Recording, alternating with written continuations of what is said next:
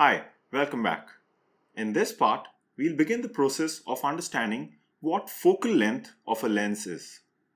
Now, focal length refers to the distance of the lens from the image sensor when the subject is in focus.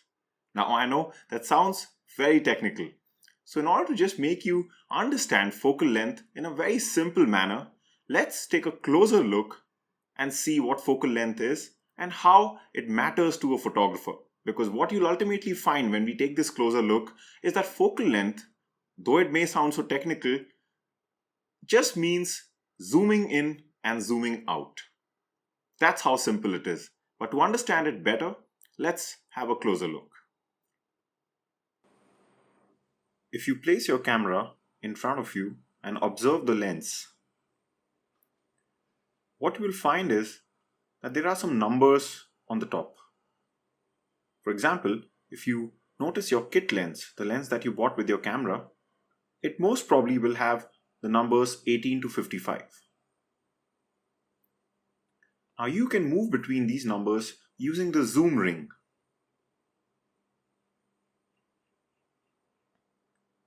These numbers are what focal length is. So you can change your focal length by rotating the zoom ring. So you can go from a smaller number to a bigger number and vice versa. Again, this is your zoom ring and this can be used to change the focal length, and we'll soon be seeing what this exactly does. So let's say we want to shoot this lamppost. At 18 mm, that means on the smaller number, this is slightly far away from us. So we can zoom in, just like shown here, and go to 55 mm, and this brings the lamppost closer to us. This is how focal length works.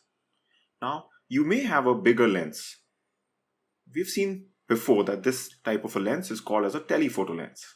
Here, we have a very famous lens by a company called Tamron. This lens is 150 mm to 600 mm. Just like the kit lens was 18 to 55 mm. This means that this lens can zoom in even further than the kit lens. It starts from 150 mm and you can go all the way to 600 mm, like shown in the video here.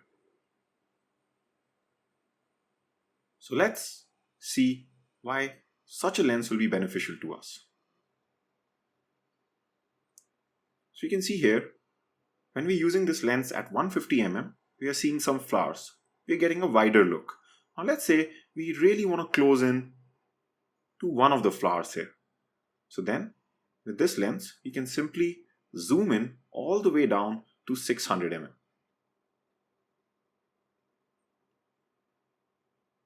And if you go really close, and once you adjust your focus, which is something which we'll be seeing in the next video, we'll be able to get a good shot of a single flower at 600 mm.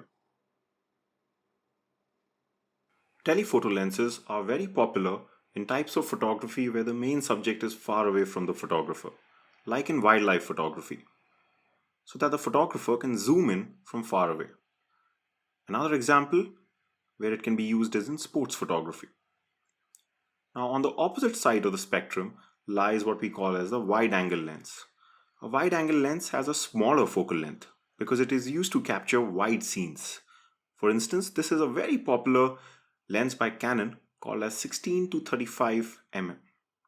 So you can see, if I zoom out all the way on this lens at 16 mm, I can get a very wide look.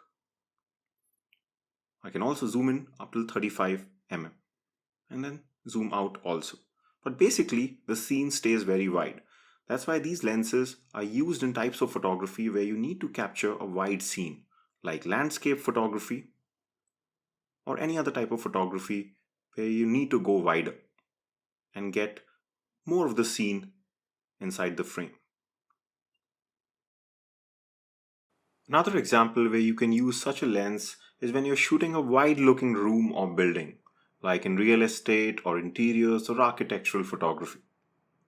A point worth noting is that whenever you have to shoot wide, you can also use your kit lens as a beginner. After all, your kit lens allows you to go to 18 mm, so a lot of beginners use it for landscape photography or any other type of photography where they need to shoot wide. Another type of a very popular lens that you should know about is called as the prime lens. A prime lens is a lens in which the focal length is fixed. For example, here you can see that the focal length of this particular lens is at 85 mm. That means the focal length is fixed at 85 mm and you cannot zoom in or zoom out using such a lens because it doesn't have a zoom ring. If you take a closer look, you'll find that this lens only has one ring, which is the manual focus ring, but that it does not have a zoom ring because there's no way to zoom in or zoom out since the focal length is fixed. So if you wanted to zoom in using this lens, you'll have to actually walk physically closer to your subject. So you might ask, then what is the advantage of this lens? Well, one of the advantages of a prime lens is that it's very, very sharp. There are a lot of other advantages also, which have got to do something with a setting called as aperture, but that is something which you'll see later on in this course in the chapter in which we'll be learning about aperture. So that's great. Now we know what focal length is, and we've also seen some examples of how lenses with different focal lengths can help us achieve different types of shots. There's one more important feature which a lens of a DSLR camera has, and that has got to do with the focus mechanism. That is something we'll be seeing in the next video.